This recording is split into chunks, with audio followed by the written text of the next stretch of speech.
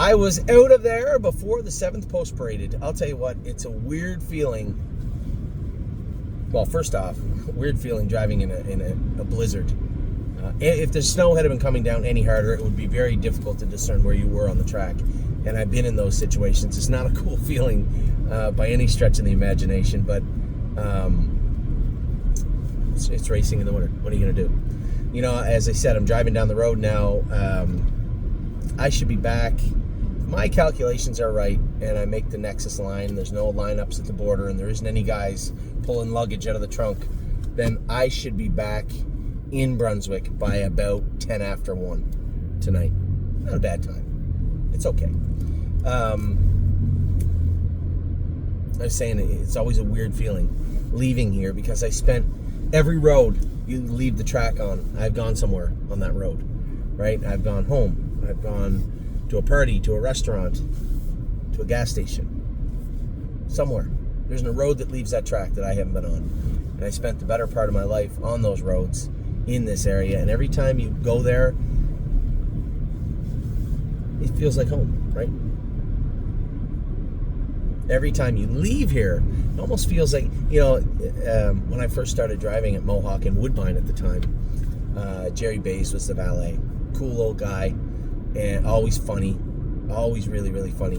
And his son Chris is the valet here now. And, you know, Chris left a locker there for me. And at my suits, I get suits hanging in there. And it just feels like he never left, to be honest.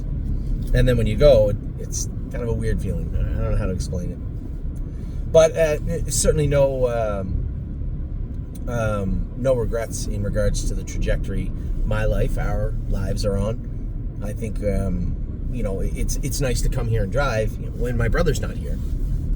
You know, James is the king of the mountain, and you know, when he's not here and we have a horse in, and especially like him, I don't know, I'm not worried about coming back. Like Tyler Borth and those guys, Greek and Johnny and Dougie and Billy, all those guys they do a great job. I certainly don't have a problem with them. But when it came to Drebin, I guess two things came to mind. The first thing was I didn't want to make it a break. I didn't want to be sitting at home on my bed and have something happen with Drebin tonight and then just think to yourself, well, if you weren't such a lazy slob, you'd get off your ass, get in your car, and go over and do it yourself. And that's kind of how I felt. Going up to the gate, I was happy. I looked down and said, please no flip-flops, please no flip-flops, please no flip-flops.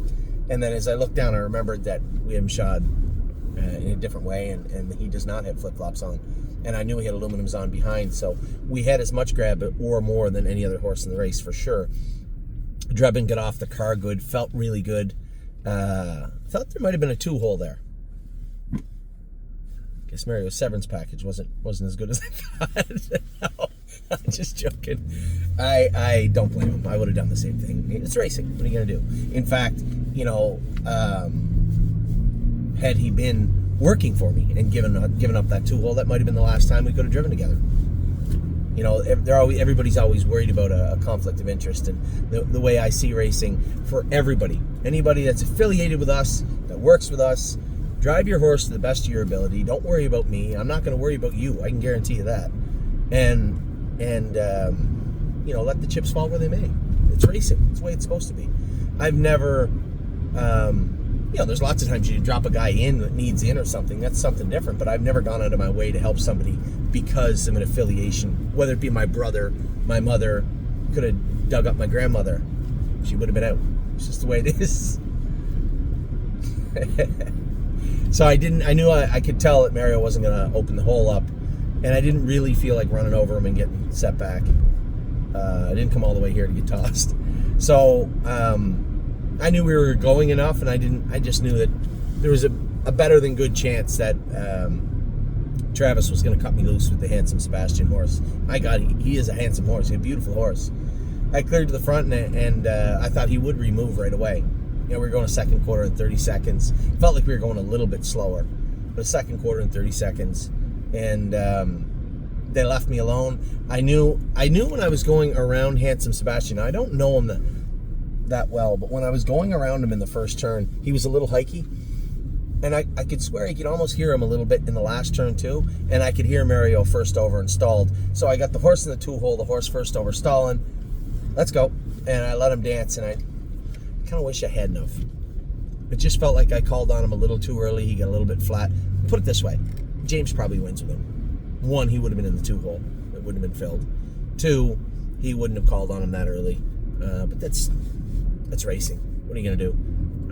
I came here to, first and foremost, not break rule number 1. I didn't. And Drebin looked very, very good in racing in that group. I was just playing it back in my head. You know, Ricky's horse is a good horse. A number of really good horses in there. And I know somebody say, well, Crystal Ball beat you. Well, that's what's going to happen when you're in a blizzard with, 2 inches of snow on the track, and you're going to have long shots. Get up and win sometimes. I was happy with the way Drebin raced. I thought he raced very, very good. I was thoroughly pleased with the way he understood the race. He wasn't excitable in the first turn. It was almost like he also knew he was going to make his way to the front. And as soon as he made front, you could see him kind of float over to the front and just kind of tap the brakes on his own. We got into the last turn. I kind of just shook the lines out a bit. He opened up 2 or 3 lengths. And then I called on him halfway down the lane, and he trotted as hard as he could to the wire. There's certainly no excuses. I thought the horse raced fantastic, and he has turned into a very, very nice horse. Now, they may not have wanted to buy him, but if those are the horses he's going to race against, James is going to do very well with that horse in that class. And his claiming tag in that class is $87,000, which is right around what we wanted for him at the time. The last thing I don't want him going into the Open. That's what I don't want to see him racing against the Amigo horse, right?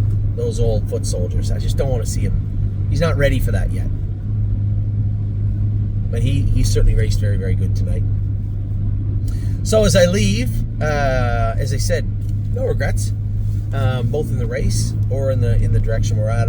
Happy with the way the horses went today. Happy to get that out of the way, because as I was going to the gate, I'm like, oh, geez, I hope with all the snow he just doesn't spin off the ground and hit a knee and make a break or get out of gear. I hope everything works out well. I'm not James. There's no affiliation on that track. Travis could have just as easily reached up and let that horse rock and left me there, right? So I'm glad it all worked out well. Very happy I come over here to drive him. Although in hindsight, pretty near any of the guys that I just mentioned could have driven him just as well or better than I did. It was nice to beat All Gas No Brakes. They did them mic'd up on me in that race. And I was more worried about All Gas No Brakes than I was Trevor. I may have inadvertently in the snow let Drebin drift a little bit. Maybe lost my bearing for a minute. I can't say that it impeded All Gas No Brakes at all, but it definitely opened up a nice big vein for Trevor to shoot through with the Crystal Baller horse. So good race, good finish, good night, and a good start to our week. Happy with the way things turned out tonight, and looking forward to not just tomorrow night, but tomorrow morning with the horses. So hope you guys had a great night. Go Vikings. I will talk to you all very soon. Take care.